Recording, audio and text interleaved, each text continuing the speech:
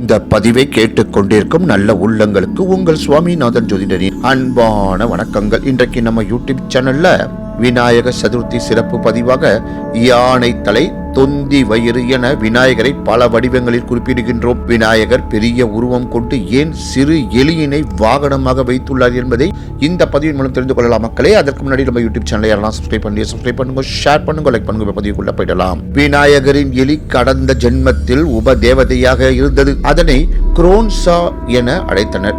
இந்திரனின் அரச சபையில் வாமதேவ முனிவர் என்ற மிகுந்த ஞானம் கொண்ட முனிவரின் கால்களை குரோன்சா மிதித்து விட்டது. வேண்டும் என்றே தன் காலை மிதித்து விட்டது என எண்ணி கோபம் கொண்டு எழுந்த வாமதேவ முனிவர் அதனை ஒரு எலியாக மாற சாபம் அளித்தார். இதனை கேட்டு அதிர்ந்த குரோன்சா அவர் காலில் மண்டியிட்டு கருணை காட்ட மன்றாடியது.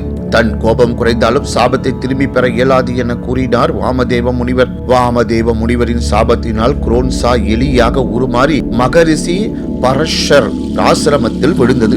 குரோன்சா சாதாரண எலி அல்ல, சொல்ல போனால் மலை அளவில் பெரிதாக விளங்கியது.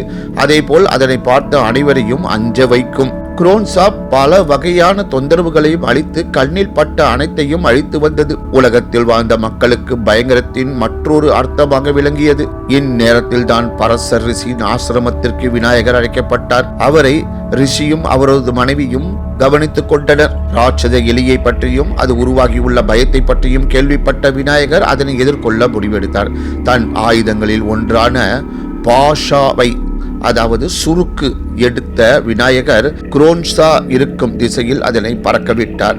அந்த சுருக்கு மிகவும் பிரகாசமாக இருந்ததால் அதன் வெளிச்சம் இந்த அண்டம் முழுவதும் படர்ந்தது. எலியை துரத்திய சுருக்கு அதன் கழுத்தை சுற்றி கொண்டது.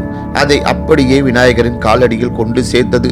அதன் பின் விநாயகரிடம் மன்னிப்பு கோரிய குரோன்சா அவரின் வாகனமாக மாறியது என்று கூறி இந்த சிறப்பான ஆன்மீக பதிவை நிறைவு செய்கிறேன். நன்றி, வணக்கம், வாழ்க வளமுடன்.